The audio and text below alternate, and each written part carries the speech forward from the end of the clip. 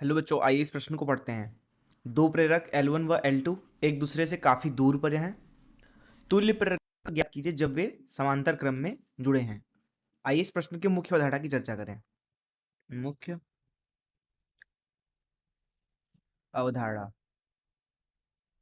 मान लीजिए हमारे पास में एक प्रेरक है कुछ इस तरीके से।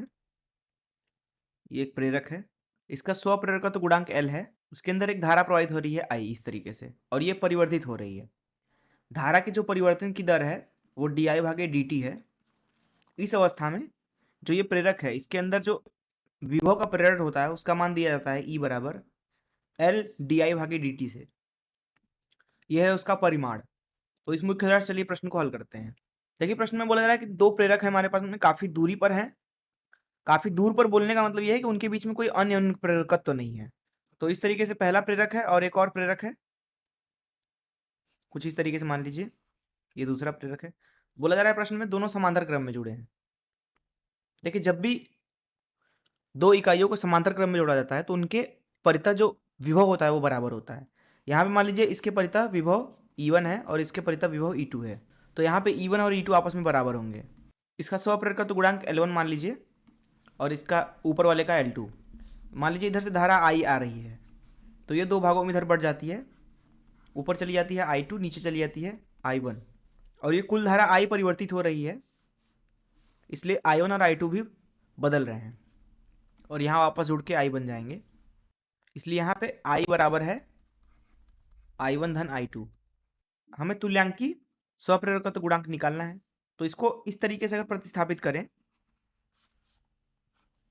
तो इसके परितः भी विभव जो है वो बराबर होना चाहिए E1 E2 के, अर्थात ये तीनों आपस में बराबर है। इसका स्वप्रेरकत्व गुणांक L मान लीजिए, और यहाँ पे जो धारा प्रवाहित होगी अब वो I होगी। इसको समीकरण 1 बोल दीजिए, इसको समीकरण 2। देखिए समीकरण दो को अवकलित कर दीजिए समय के साथ, तो यहाँ मिलेगा di भागे dt बराबर di1 भागे dt धन di2 भागे dt। समीकरण 1 को यहाँ पे लिखते हैं E बराबर E1 बराबर E2। E का मान लिख सकते हैं di भागे dt, ये बराबर है, यहाँ L का भी गुणा करेंगे।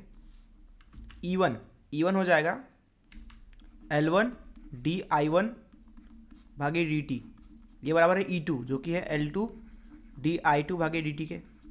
इसको मान लीजिए कि k नॉट के बराबर है, तो यहाँ से बोल सकते हैं कि जो di भागे dt होगा वो होगा k नॉट भागे L। di1 भागे dt जो होगा वो होगा k नॉट भागे L1, और di2 भागे dt को लिखा जा सकता है k नॉट भागे L2। इन तीनों मानों को उठा के यहाँ पे डाल दीजिए तो आपको इधर मिल रहा है k नॉट भागे L है तुल्यांकी स्वप्रेरकत्व गुणांक। di1 भागे dt उसकी जगह पे रख देंगे k नॉट भागे L1 धन di2 भागे dt k नॉट भागे L2। तो यहाँ से हम बोल सकते हैं कि 1/L बराबर है 1/L1 धन 1/L2 के।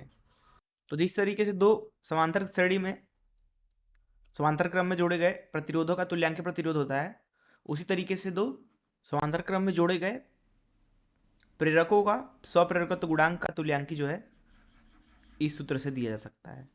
मैं आशा करता हूँ कि आपको इस प्रश्न का हल जरूर समझना होगा। धन्यवाद।